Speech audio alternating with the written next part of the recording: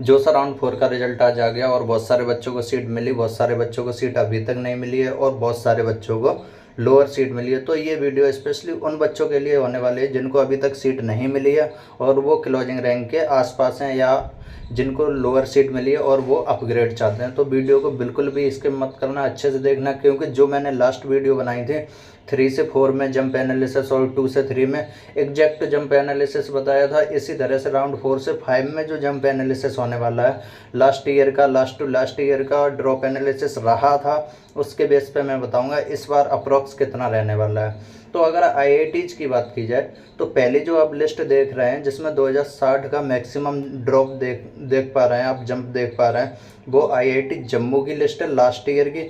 और सेकंड जो देख रहे हैं वो आईआईटी गुवाहाटी की लिस्ट है लास्ट ईयर की। तो जब लास्ट ईयर में फाइनल राउंड में इतना ड्रॉप देखने को मिला है, तो जो अभी जो राउंड 5 होने वाला है अलॉट, उसमें जो फाइनल राउंड होने आईआईटी के लिए वो फाइनल राउंड है, तो उसमें जो जंप होने वाला है अप्रोक्स आईआईटी के लिए सिमिलर जंप दिखेगा जो लास्ट ईयर देखा था, क्योंकि फाइनल राउंड में जंप सबसे ज़्यादा होता है। बट जो फाइनल से पहले 3rd राउंड होता है, 4th राउंड होता है, इसमें मिनिमम जंप दिखता है। तो इस वजह से जो आईआईटीज का अब राउंड होगा वो फाइनल होगा। बट एनआईटी प्लस सिस्टम के लिए ये सेकंड लास्ट राउंड है। तो एनआईटी प्लस सिस्टम में अभी तक जो 2000, 3000, किसी में 5000 तक का जो ड्रॉप एनालिसिस आप देख रहे थे, वो इसी तरह से जैसे कि परसेंट रिलैक्सेशन है। मान लो आईआईटीज के लिए आप देख रहे हैं, आईआईटी बॉम्बे, दिल्ली, मद्रास के लिए 1% यानी कि 10,000 पर अगर क्लोज हुआ है तो उसका 1% यानी कि 100 रैंक तक चेंज देखने को मिल जाएगा आपको फाइनल राउंड में। अगर वहीं सेकंड वाले कानपुर, खड़गपुर, रुड़की की बात की जाए तो 1 से 3% यानी कि 2% तक रिलैक्सेशन देखने को मिल सकता है इन आईआईटीज में।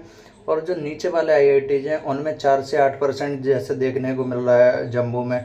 तो 4 से 8% का मतलब जैसे 20,000 है, 20,000 पे 5% तक अगर रिलैक्सेशन देखने को मिलता है तो अप्रॉक्स 1,000 रैंक का रिलैक्सेशन। तो इस तरह से जो लोअर आईआईटीज हैं उसमें रिलैक्सेशन ज़्यादा दिखेगा, ड्रॉप एनालिसिस ज़्यादा दिखेगा और फाइनल राउंड में काफ़ी ज़्यादा दिखता है। ये आप लिस्ट देख पा रहे हैं, ये एग्जैक्ट डाटा लिया हुआ है, ऐसा नहीं है कि मतलब अपनी तरफ से बोल रहे हैं। तो इसी तरह से एनआईटी, ट्रिपल आईटी, जीएफटीआई का डाटा भी है। तो एनआईटी में जो ड्रॉप है वो ट्रिपल आईटी में और एनआईटी में लगभग सिमिलर रहता है, लगभग यानी कि 5% के आसपास। उसके बाद जो लोअर एनआईटीज की बात की जाए तो उसमें 10% के आसपास भी ड्रॉप देखने को मिल जाता है। जीएफटीआई में उससे ज़्यादा भी, क्योंकि बहुत सारी जीएफटीआई की सीटें खाली रह जाती हैं, बहुत सारे बच्चे जीएफटीआई के कॉलेजेस को फिल ही नहीं करते हैं, तो लास्ट राउंड तक उसमें काफ़ी ड्रॉप देखने को मिलता है। वहीं जो भी बच्चे जिनको आईआईटी में सीट अलॉट हो गई है या अभी तक लोअर सीट मिली है या सीट नहीं मिली है, राउंड 4 की क्लोजिंग रैंक मैच करनी है और क्लोजिंग रैंक से आपकी रैंक है वो कितना डिफर करती है। मान लीजिए किसी भी कॉलेज का जो क्लोजिंग रैंक है मान लो 10,000 के आसपास रहा है और आपकी रैंक 10,500 के आसपास है ओपन कैटेगरी से, तो आपको जो लास्ट राउंड में यानी कि जो ये फाइनल राउंड होने वाला है इसमें बिल्कुल सीट मिलने के चांस है। इसमें बहुत ज़्यादा चेंजेस होता है as comparison to previous rounds.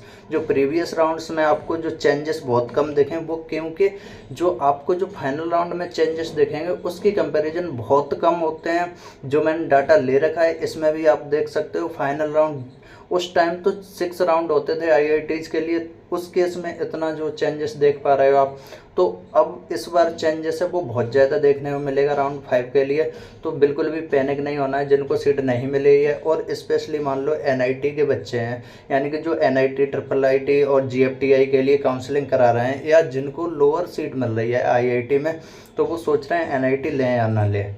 तो एनआईटी एक अच्छा ऑप्शन है। एनआईटी, आईआईटी एक ही बात है, लगभग सारे कॉलेजेस काफ़ी अच्छे कॉलेजेस होते हैं, ट्रिपल आईटीज के भी काफ़ी अच्छे कॉलेजेस हैं। तो आपको ये नहीं सोचना है कि मान लो कोई आपको अलॉट हो गई, एनआईटी हो गई आईआईटीज की जगह, तो वो भी आपके पास एक अच्छा ऑप्शन है। सीसम में एनआईटी वाले बच्चों को तो सीसम में बैठना चाहिए।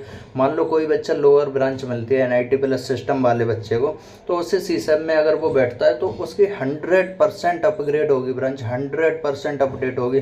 तो इस वजह से सीसैब का जो रूल है वो यही है कि जिनकी लोअर सीट होती है उनको तो अपडेट मिलता ही मिलता है, लेकिन जिनको सीट नहीं मिली होती है कभी कभी उन बच्चों को भी सही सीट मिल जाती है और लोअर सीट तो लगभग अलॉट हो ही जाती है। तो बट उसके लिए भी आप देख लेना सीसब के लिए जो नंबर ऑफ़ वैकेंट सीट्स वगैरह अदर चीज़ें जो मैंने वीडियो में बताई थी, लास्ट वीडियो जो आई थी यूट्यूब पे, उसी में मैंने बताई थी कितने रैंक तक के बच्चे अप्लाई कर सकते हैं जिससे कि उन्हें सीट मिलने के चांसेस बने रहें।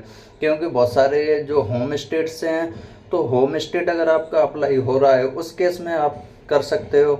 तो उस हिसाब से अपनी रैंक के अकॉर्डिंग होम स्टेट वगैरह चेक करके तभी अप्लाई करना, क्योंकि सीसब में भी 13 से 14 हज़ार सीट होती हैं, तो इसका मतलब ये नहीं है सबको सीट मिलती है।